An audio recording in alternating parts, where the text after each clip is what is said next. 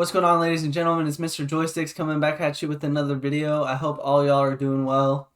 Today we're going to be going over the Marathon Vidoc that came out about a month ago and the comeback that Marathon's kind of making right now. My next video is going to be about the runners, but we're going to be just discussing and breaking down this trailer. I know there's been a lot of controversy with this game, and I watched some of the footage from the playtest last May. And it was kind of dull. Like, that's the best way I could explain it. It was just kind of dull.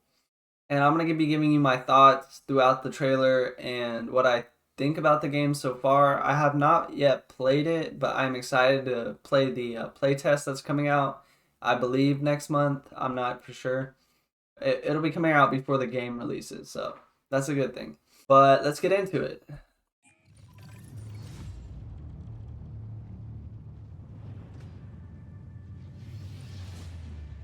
Players Bungie. challenge. The whole point of an extraction shooter is that you're challenged to even survive in this world. We heard loud and clear from the alpha, the world didn't feel dangerous. The world didn't feel lived in. I love the art style. The art style looks so good. This place that really doesn't want you there, and that sort of survival narrative really fits really well with the kind of world that we're creating. The world needs to feel like there is something sinister underneath the surface, even when the colors are really bright. You should not be here. We want to. I do think that it needed to be. It looked like from the playtest that like things were just too easy. Like you blasted them and they just disappeared instantly. So I hope they really do, come through on the promise that it's going to be challenging, because you need the. Like, sort of like in Arc Raiders, where, like, the bots seem, like, really strong sometimes. And when you're PvPing, like, sometimes the bots will be the ones to destroy you, because the snitches drop all the robots and then the Arc, and then, like, next thing you know, you're being swarmed by Arc and people, and it's just like, chaos. So they need to have that balance of, like, if you get stuck in between a situation where you're fighting people and then the EUSC, I think it is, like, are behind you and you didn't realize they were behind you. Now you're stuck in a pinch and you gotta fight your way out. You know what I mean? It's that type of thing. Marry the classic Bungie game feel, where you are blasting stuff in the face and it feels amazing, with the sort of high tension of the survival genre. I love Destiny's the feel of their gunplay. Like I've always loved Destiny's gunplay. It's one of my favorites. Just I don't know, something about the different variations of weapons and the way it plays is just so good to me. If you want good loot, you have to go to places where you're taking risks, either risks from other players or risks from AI. So we have all these tools now, Rook with I love the Proxcheck color and style. the way the game Looks so works good. and sort of how I like the it guns. is. I think the guns I look think all cool. those things work together really well. Like, I like the square scopes. I don't know, it's appealing to me.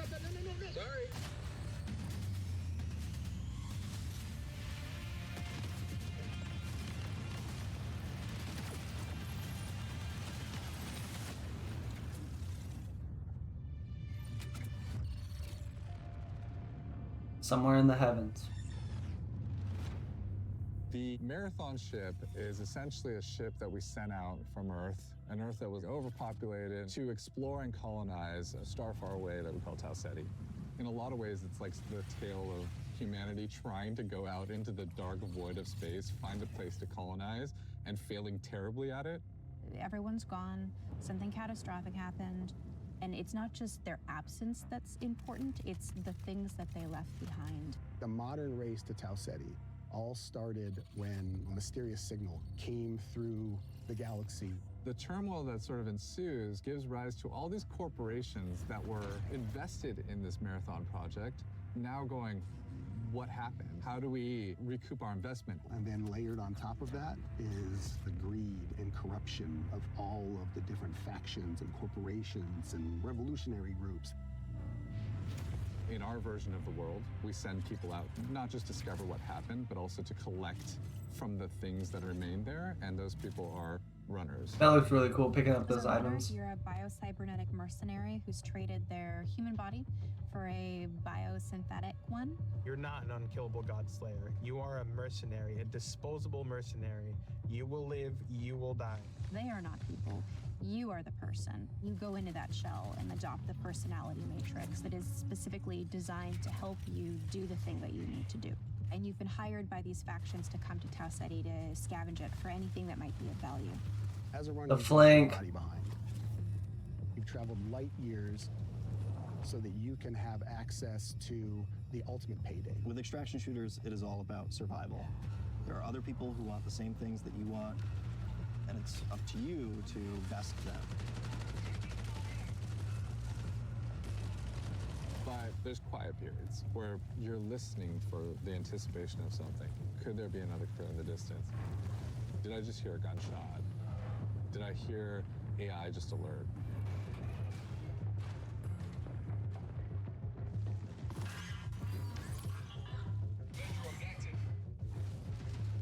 He has his health drone up. And then there's the loud, bombastic action moments where the minute something is alerted, the minute you're in that fight, now it's go time. Players particularly pose a lot of danger to you. They can make a lot of decisions that you might find illogical and completely trick you into scenarios. Sometimes the best loot box is another player that you see along the run. That's true. So there's a few different ways you can play the game. So one of them is you can play in group, both with your friends and also through crew fill, which will just match you with 2 other players. You can play solo, and you'll jump into a game with a bunch of other solo players. In solo, I think the stakes are a bit I'm glad they brought higher. solos You into have it. only yourself to rely on. You still have proc strat, so you can call out to other solos, but you are playing a tense alliance game where it's really up to them whether or not they decide to honor or respect that alliance you might have created. Ooh. It's all about figuring out what's your investment, what's your stake, when to get in, when to get out, and when to kill the other guy. Being good at Marathon is like playing poker with guns.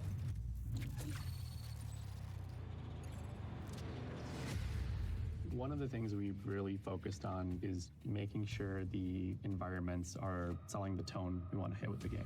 We've brought a little bit of groundedness, a little bit of grit, a little bit of darkness, a little bit of that mood that kind of is necessary for an extraction shooter to feel dangerous. Our biggest goal has always been That's player good. immersion. I like that.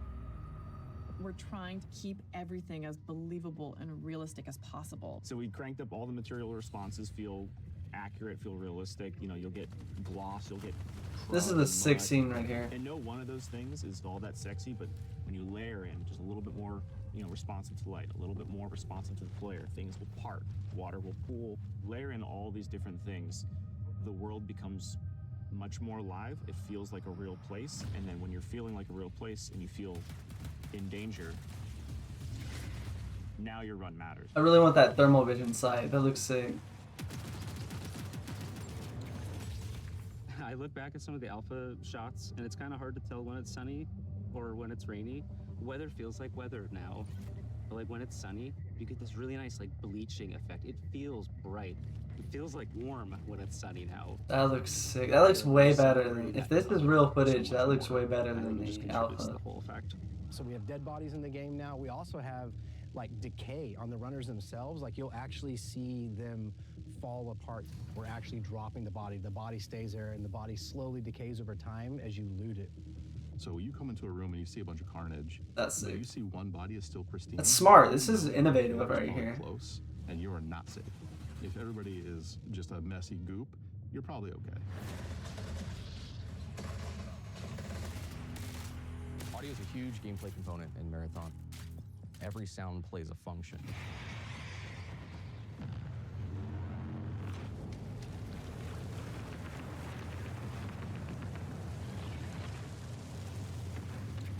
Dude, that storm sounds amazing.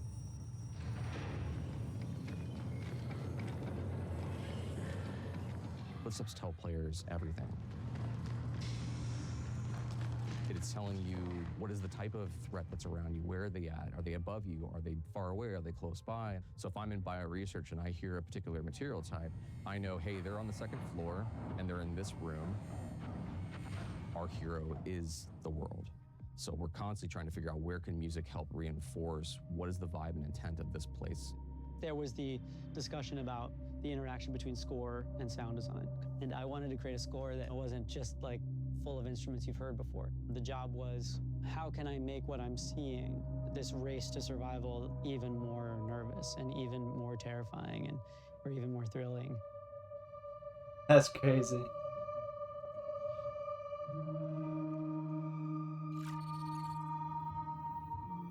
We have 4 zones, and each one of those zones has its own sort of approach to kind of level design and what it asks players to kind of think about and do. You're going to start with perimeter. You're kind of on the outskirts of the colony. It's a little more spread out. You got a little bit more areas to be safe and to sneak around, but it's also a little more straightforward. It really brings this sense of scale. It sits like in our fantasy as expansion site for the colony on the very edges of where they had settled on Tau Ceti. UESC are also there trying to understand what has happened and secure the area. Death is a part of Marathon. It happens a lot, even on perimeter, which we talk about as a more friendly zone to new runners. You are still gonna die a lot. Good to see that the robots killed them. Attention, unauthorized runner. I don't know how much, you know, support that holds, but we'll just have to wait and see. It was really They can important to us punch you? That's that cool. the UESC were not trivial to fight. When you face them on Tau Ceti as a runner, you are the outlaw. You are trespassing. They have a little bit of this haunted tone. So you can see they have this floating locomotion, they get these sparks, they have these sigils over their faces. Sometimes their behavior feels almost like they're possessed a little bit, like are they taking in commands from a remote AI? The elite tier is sort of like this dark blue. The mini boss tier is more like a lilac. The boss tier is just gonna be dipped in red. Dude, that looks You have these terrifying. tendrils that latch out and leech onto you and start sucking away at your consciousness.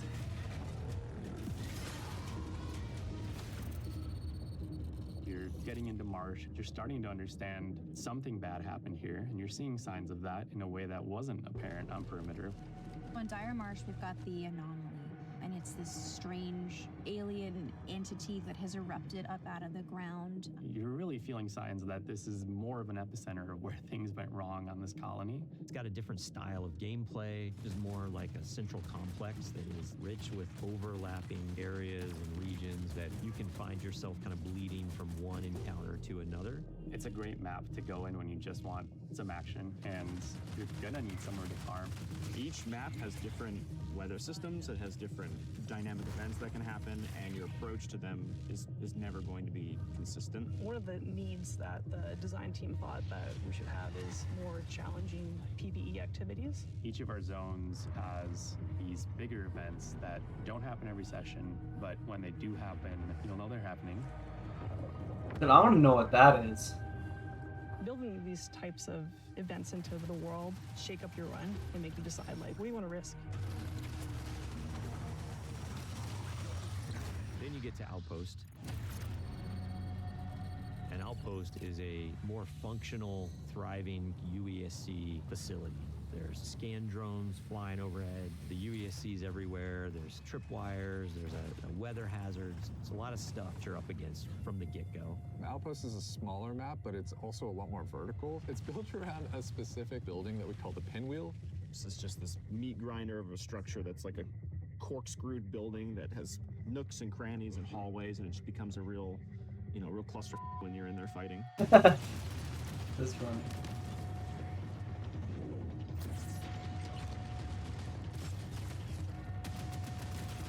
The floor is raised on Outpost, and nothing is free.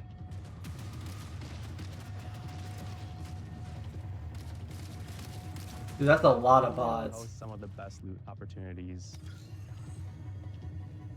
There's Steve. But it's noisy, players are going to know you're doing it, so there's extra risks.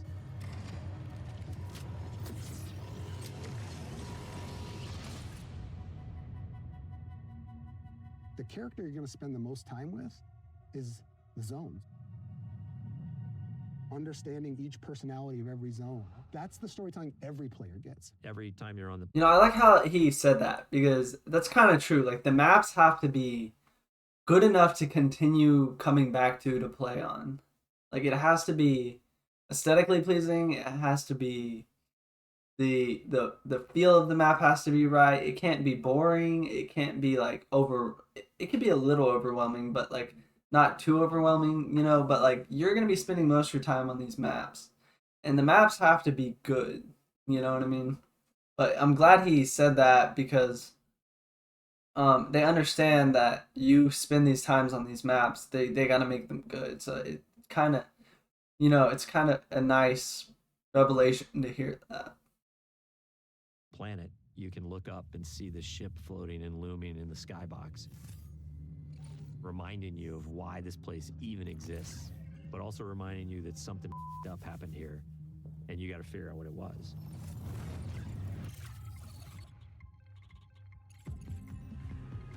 Marathon has a lot of loot in it. It's a huge pie. There's a ton of different implants at every rarity. There's a ton of different runner cores for each runner. There's over 400 weapon mods. Like, it's just an outlandish number of items to collect. There's going to be a really interesting period of discoverability where players sort of figure out, what are the pieces that I have available to me? How do I get them? And how do I put them together into something that's awesome?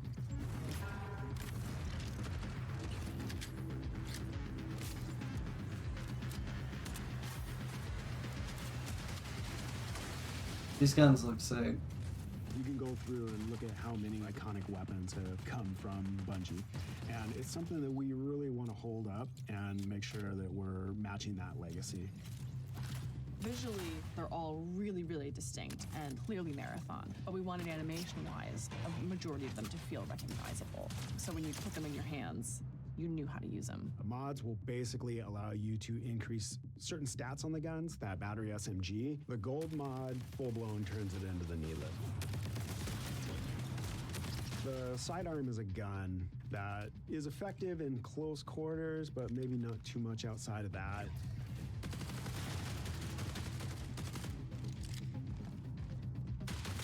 But the gold mod on this gun puts a suppressor on it, and then when I kill something with this gun, I turn invisible.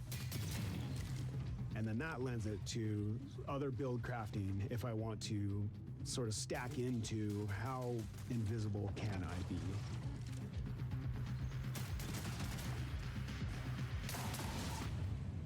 Pretty Even cool. some I weapon like mods can improve stats and So I like the idea of build crafting where you can like build up your runner to have its strengths and like build off those strengths. You know what I mean? Like, so let's say the mod that's invisible, you can go on I forgot her name, but or the runner's name, but the runner that you know you go invisible with and smoke and stuff like that. We'll get into all the runners in my next video, but like you know you can just like continuously have invisibility on your side. So that's pretty cool to see that.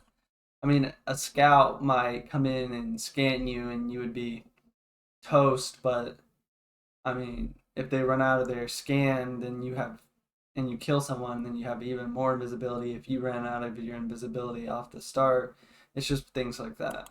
your runner shell's capabilities. So there's lots of different ways to raise the floor of your stats so that you're coming into each run strong. This is a cool scene right here. This gets me excited.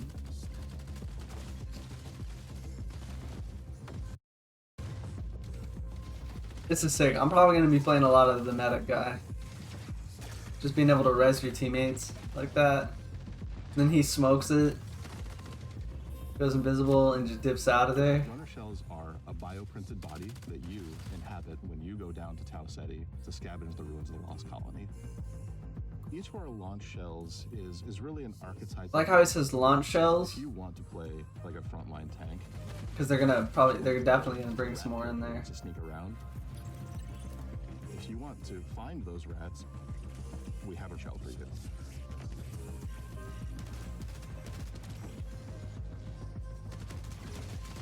The idea there is like have a broad spectrum that everyone can kind of find a little bit of a home to, and then we're going to build on top of that. Cores and implants mold the kit into a playstyle that you want. So examples of those are like on Thief, I get a second grapple. On Destroyer, I pull out my Riot Barricade, and as it takes damage, it's actually converting that damage into shield back to me. And these can be used in combination with each other to shift the gameplay style of your runner kit. I think that's so cool. At any point you feel like you don't want to risk anything, or maybe you're down on your luck and you want the opportunity to get back, Rook's your guy. Rook is a prototype runner shell. It's a mode where we make it easy for you to just kind of drop into a match that's in progress and run about and try to scavenge as much as possible. If you are going in solo to a run that's already in progress, you don't have a team, you have a very limited loadout, but you're not risking anything. This lets you kind of get in, grab a little bit of loot, and then bail. So when you get like a really powerful gun or implant or core, it is unlocking some new space or new challenge that you've never done before, and the loot is helping you reach greater heights.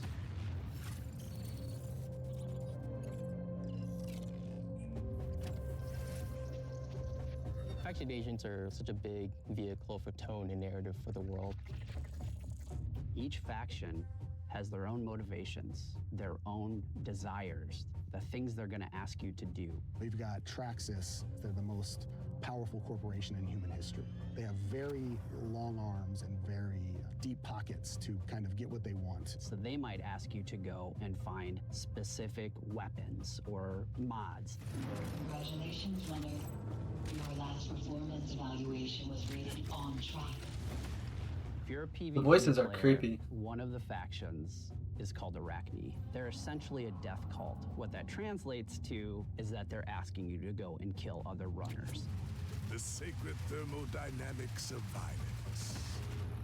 MIDA is all about destruction. They are going to give you grenades, they're going to give you claymores, they're going to let you blow the place up. And they are irreverent and dangerous. They might ask you to upload this malware into a UESC dropship, and as it leaves, it explodes and careens off into the distance. We have big plans. Explosive, visionary. Each of our factions has an upgrade tree that you unlock progressively as you gain reputation with them. And along the way, you're going to unlock these capstones that are these special upgrades. When you unlock that final capstone, you're gaining access to the best stuff in the market. You're getting gold items. In addition, these faction upgrades can increase your runner's base stats, and those base stat upgrades are permanent for the rest of the season.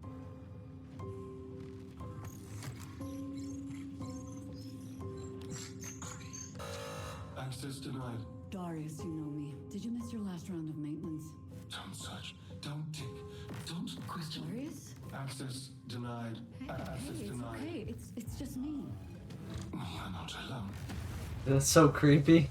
The Codex is a suite of achievements, collectibles, audio logs, things that you're finding in Run that we're going to track for you over time. The more you find these items, the more story you're unlocking about them and what their role is in the world, why they're here, who cared about them, why they're as valuable as they are. I'm repeating myself with these entries, but any fears inherent in the scope of this endeavor seem unfounded. Within the Codex, there's a whole bunch of stuff that you can unlock. Runner skins, weapon charms, Weapon charms. emblems, backgrounds for your profile, and titles. So it's everything from your first steps on the world of Tau City 4 all the way through to becoming a Vidmaster and taking on the most extreme challenges.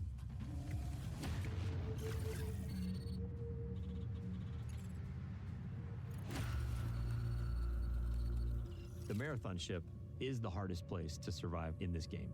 And if you're not ready to take your best stuff, well, you're not going to survive.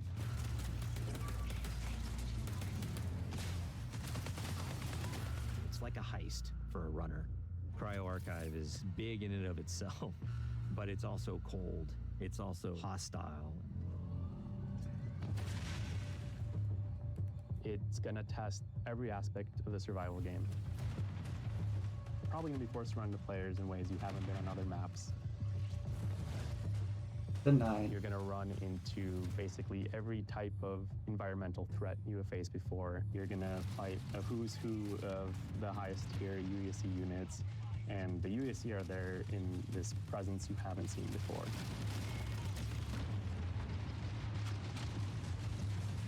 It's really cool because each of the vaults is more successively challenging than the next. And that 7th vault is where you both are going to get the coolest thing, but also where you're going to learn the most about what happened to this place. At some point in your journey in Cryo Archive, you might start wondering if the UAC are there to keep you out or if they're actually there to keep something else in.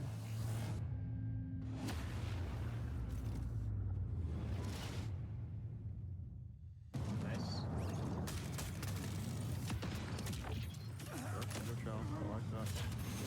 I think the thing that I'm most excited about for Marathon is getting into the hands of our players. The biggest thing I want people to take away from Marathon is that it still feels amazing. It still feels like it has that spark. It takes all the aspects that I think Bungie is really good at. First-person feel and gunplay, the super deep, crazy sci-fi lore, and it mixes up all those things together in a really amazing PvP package. Really comes down to every single discipline that's working on the game. The animation has to be good, the sound has to be good, everything has to be working in harmony. That's when the controller fades away, the screen fades away, you're just immersed in the world. That is what we're trying to live up to with Marathon. It is a mad dash. I'm not going to front about that. It's a mad dash to the finish, but that's when you got to put in the elbow grease and the extra sweat and blood it takes to get this done. Dude, what is this? What is it? Let's go. Yo, I'm pumped. I hope it's good. Has promise, you know what I mean?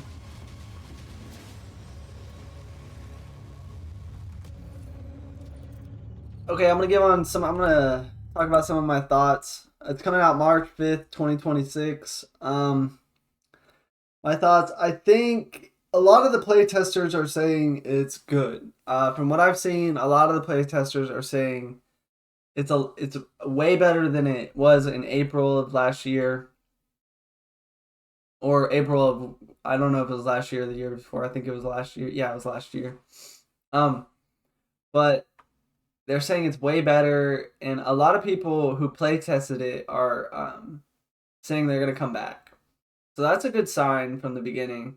And the fact that they have people constantly play testing this game means that they're getting a lot of feedback. They're taking steps in the right direction. We'll just have to see if it comes together. I like the lore. I like that there's kind of like a raid aspect to the final city or the final map per se. I don't know how difficult that's going to be. I don't know if it'll be impossible or if it'll just be difficult. I don't know, because that looks pretty crazy. That looked hectic. But I mean, that's part of the grind, you know what I mean? Is getting your stuff and, progressing through some of the hardest difficult. It's like you're trying to unlock something. And to get to that unlock, you have to fight your way through. You have to be like, I bet there are going to be plenty of people who are racing to be the first one to unlock the 7th vault. And I almost guarantee that when you unlock the 7th vault, something else in the game is going to unlock. Like they're going to bring out a new map or a new runner or something, or the lore will continue. I don't know if it'll be season by season, but I'm almost certain that when someone unlocks that 7th vault, there will be a lot of lore and lore videos coming out, things like that. So if you enjoyed this video or you're excited about Marathon, definitely leave a like and subscribe. I'm going to be covering it. I might even be playing it on, I'll definitely have videos of me playing it on the channel. But I hope you guys have a good one. I hope you all stay blessed. And look out for my next video. It's going to be about the runners. And I know this video is coming out a little late. I'm gonna actually start this channel and grow it. I've decided that, because I started this channel a long time ago, but I never did anything with it. So I'm going to start doing stuff with it. I'm going to have other gaming news coming out. It'll be a little different than this video. I won't be like watching a video. I'll be like going over the gaming news and things like that. But I'm going to be covering various topics. I might even do some unboxings, just various things. So if you're interested in that, definitely leave a like and subscribe. But peace out.